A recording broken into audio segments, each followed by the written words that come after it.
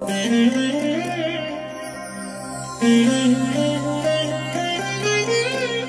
దినం పరము నుండి దిగివచ్చు మాట. ఇది నీ జీవితానికి వెలుగుల బాట. నీ ఒడిలో ఉంచబడిన దీవెనల మూట, అద్భుతాల ఆనంద ఊట. ఏప్రిల్ 25 సంవత్సరమంతా మీరు బైబిల్ చదివి ముగించడానికి ఈరోజు మీరు చదవలసిన లేఖన భాగము ఉదయం 2వ సమూయేలు గ్రంథం 21 మరియు 22 అధ్యాయములు, సాయంత్రం లూకా సువార్త 18వ అధ్యాయము 24 నుండి 43 వరకు. ప్రభునందు నాకు అత్యంత ప్రియమైన దేవుని బిడ్డలారా, ఈ ఉదయకాల సమయంలో దేవుని యొక్క కృప మీకు తోడై ఉండునుగాక. ప్రభునందు మీకు ఎంతో భద్రత ఉంది. ఆయన మిమ్మలను కంటి పాపవలె కాపాడుచున్నాడు. ఒకడు తన కనుగురుడుని కాపాడుకున్నట్లు దేవుడు మిమ్మల్ని కాపాడుతూ ఉన్నాడు. ఇది నిశ్చయం. ప్రియ దేవుని బిడ్డ, దేవుడు నీ కొరకు ఘనమైన కార్యాలు, శ్రేష్టమైన కార్యాలు, ఉన్నతమైన కార్యాలు జరిగించబోతున్నారు. నిరీక్షణతో ఎదురు చూడు. ప్రభు నిన్ను అన్ని విషయములలో ఘనపరిచి లేవనెత్తుతారు. ఈ ఉదయం ప్రభు మనకిచ్చిన లేఖన భాగాన్ని చదువుకుందాం. గలతీలకు రాసిన పత్రిక 2వ అధ్యాయము 20వ వచనం. నేను క్రీస్తుతో కూడా సిలువ వేయబడి ఉన్నాను. ఇకను జీవించువాడను నేను కాను, క్రీస్తే నాయందు జీవించుచున్నాడు. ప్రియమైన దేవుని బిడ్డలారా, చాలా చిరపరిచితమైన లేఖన భాగం ఇది. అపోస్తలుడైన పౌలు గారు ఈ మాట పరిశుద్ధాత్మ ద్వారా వ్రాస్తున్నాడు. నేను క్రీస్తుతో కూడా సిలువ వేయబడి ఉన్నాను అని చెప్తున్నాడు. పౌలు గారు క్రీస్తుతో పాటు ఎప్పుడు సిలువ వేయబడ్డారు? కల్వరి కొండ మీద మన ప్రభు అయిన యేసుక్రీస్తు వారు సిలువలో వేలాడుతున్నప్పుడు కుడివైపున ఒకడు, ఎడమవైపున ఒకడు, ఇద్దరు కూడా ఆ దొంగలు సిలువ వేయబడ్డారు. పౌలు గారు చెబుతున్నట్లు నేను క్రీస్తుతో కూడా సిలువ వేయబడి ఉన్నాను అనంటే ఆ కల్వరి కొండ మీద 4వ సిలువ కూడా ఉండాలి కదా. కానీ 3 సిలువలు మాత్రమే ఉన్నాయి. మధ్య సిలువ మన ప్రభుది, ఇరువైపులా ఉన్నటువంటి సిలువలు ఇద్దరు దొంగలవి. మరి పౌలు గారి యొక్క సిలువ ఎక్కడ? ప్రియ దేవుని బిడ్డ, యేసుక్రీస్తు ప్రభువారు ఎప్పుడైతే కల్వరి కొండలో సిలువ వేయబడ్డారో పౌలు అంటున్నాడు, నేను కూడా సిలువ వేయబడి ఉన్నాను. నాకు బదులుగా ప్రభు సిలువ వేయబడి ఉన్నాడు కాబట్టి నేను కూడా సిలువ వేయబడి ఉన్నాను. ఇకను జీవించువాడు నేను కాదు, నా యందు క్రీస్తే జీవించుచున్నాడు.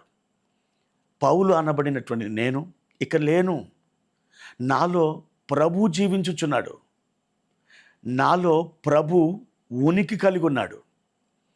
నేను ఇక లేను, నేను చనిపోయాను.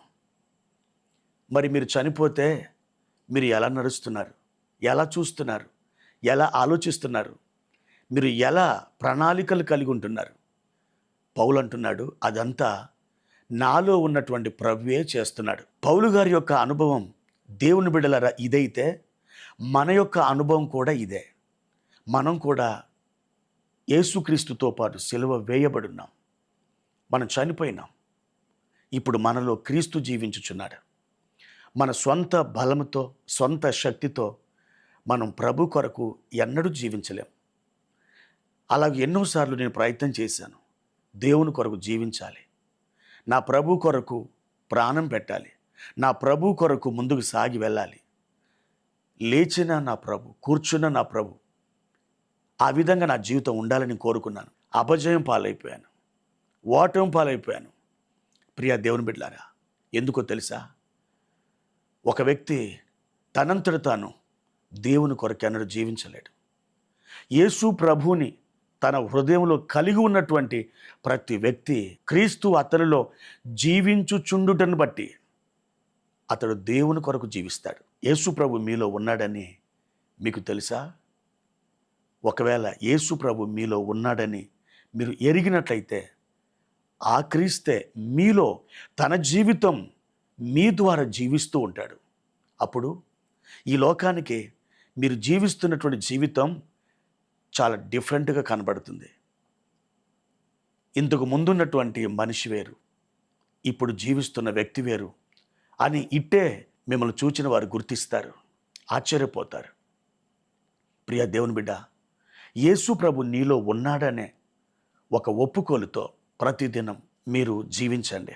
అప్పుడు ప్రభువే మీలో తన జీవితాన్ని జీవిస్తారు. ఆయన మీలో అనేక విధములుగా కార్యములను జరిగిస్తారు. నూతన మార్గాలలో మిమ్మల్ని నడిపిస్తారు. ఆయన మీలో జీవిస్తున్నాడు కనుక ఆ జీవం మీ సొంతం అవుతుంది. అప్పుడు మీ కన్నులకు ప్రతిదినం అద్భుతాలు కనబడతాయి. దేవుడు అట్టి కృప మీకు దయచేయునుగాక. ప్రార్థన.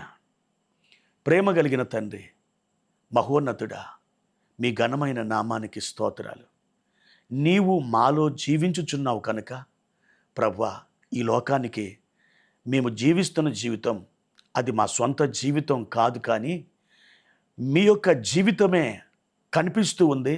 లోకం ఆశ్చర్యపోవునట్లుగా ప్రభువా, మమ్మలను మీరు ప్రభావితం చేయుచుండుటను బట్టి మా తండ్రి మీకు ఘనత, మహిమ, ప్రభావాలు కలుగుతూ ఉంటాయి. మా దేవా, ఈ ఉదయకాల సమయంలో ప్రభువా, అనుదినం మాలో మీరు జీవించండి. మాలో మీరు ఉండి మాట్లాడండి. మాలో మీరు ఉండి ఆలోచనలు చేయండి. మాలో మీరు ఉండి ప్రణాళిక వేయండి. మాలో మీరు ఉండి అన్ని విషయాలు నడిపించండి. యేసుక్రీస్తు నామంలో ఈ ప్రార్థన అడుగుచున్నాను తండ్రి. ఆమేన్.